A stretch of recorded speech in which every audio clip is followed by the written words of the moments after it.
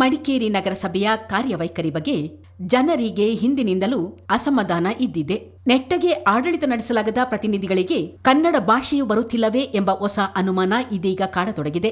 ಅಧಿಕಾರಿಗಳು ಮತ್ತು ಜನಪ್ರತಿನಿಧಿಗಳ ಅಸಡ್ಡೆಗೆ ಗುರಿಯಾಗುತ್ತಿರುವ ನಗರಸಭೆ ಮಡಿಕೇರಿಯನ್ನ ಪ್ರಾಣವಿಲ್ಲದ ದೇಹದಂತೆ ಮಾಡಲು ಹೊರಟಿದೆ. ಹೌದು, ಅಭಿವೃದ್ಧಿಯ ಶಪಥ ಮಾಡಬೇಕಿದ್ದ ಪ್ರತಿನಿಧಿಗಳು ಅಭಿವೃದ್ಧಿಯನ್ನೇ ಶವದಂತೆ ನಿರ್ಜೀವಗೊಳಿಸಿದ್ದಾರೆ.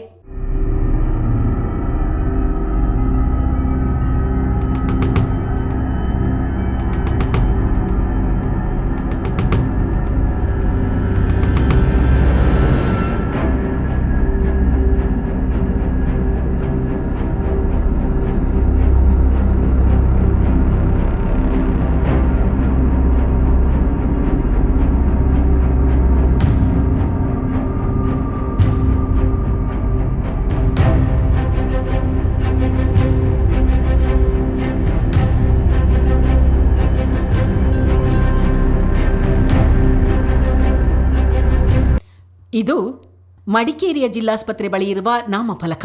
ಕನ್ನಡಕ್ಕೆ ಮೊದಲ ಆದ್ಯತೆ ನೀಡಬೇಕೆಂದು ಅನ್ಯ ಭಾಷೆಗಳ ನಾಮಫಲಕಗಳ ಮೇಲೆ ಕೆಂಗಣ್ಣು ಬೀರುವವರು ದಯವಿಟ್ಟು ನೀವೇ ಅಳವಡಿಸಿರುವ ಕಸ್ತೂರಿ ಕನ್ನಡದ ಈ ಬರಹವನ್ನು ಇನ್ನಾದರೂ ಬದಲಿಸಿ ಎಂದು ಈ ವರದಿಯ ಮೂಲಕ ನಿಮ್ಮನ್ನ ಕೇಳಿಕೊಳ್ಳುತ್ತಿದ್ದೇವೆ.